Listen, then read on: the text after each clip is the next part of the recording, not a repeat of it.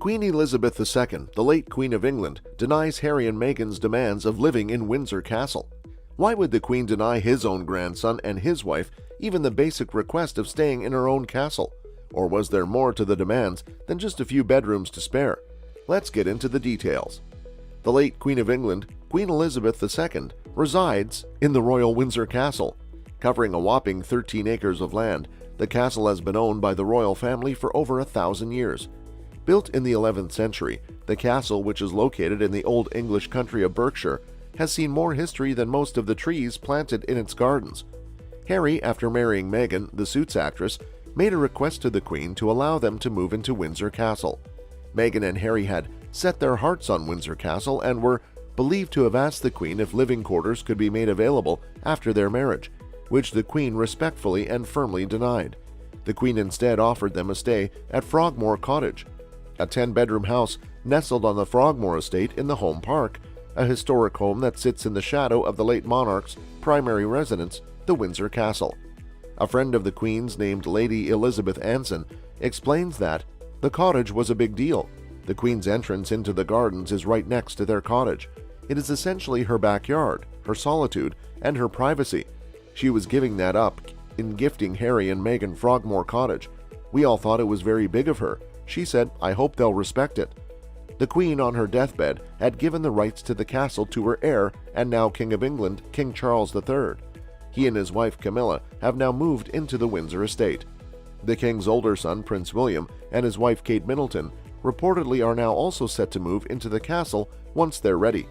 The Prince of Wales and his wife are currently living with their family in Adelaide Cottage, which is located on the Windsor estate, just a 5-minute walk from Meghan Markle and Prince Harry's home, Frogmore Cottage.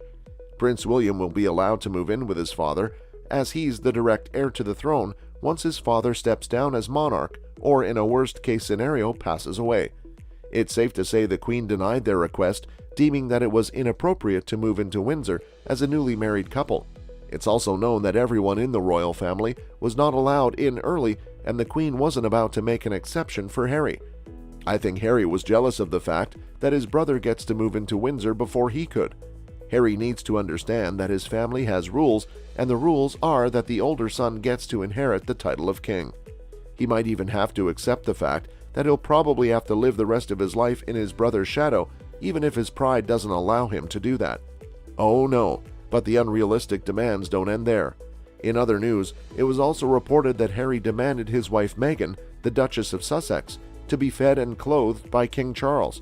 After a lengthy fight, the royal experts have to come to question the wild expectations he has for money. Before we get into Harry's demands, we'd like to make a demand that if you enjoy content like this, make sure to like the video and subscribe so you don't miss out on our new videos. After a conversation between Prince Harry and King Charles was leaked to the public, Daniela Ellsler, a royal critic, pointed out Harry's inexperience with money. She says, "Consider this.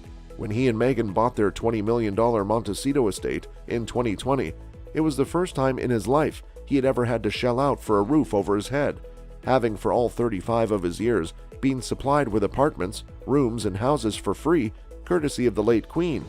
He would never have paid a gas bill, seen a council rates notice, or have ever had to understand the difference between a fixed or variable loan until he was on the downhill slope to 40.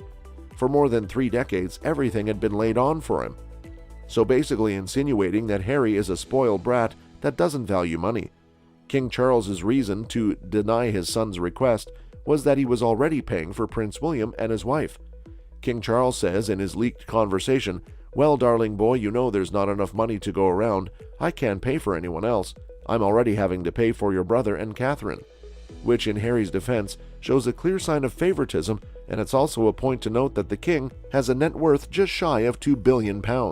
Is Harry's demands a bit too much for the royal family to consider, or is he justified in his resentment towards his family? Share your thoughts in the comments below, and as always, we'll see you guys in the next one.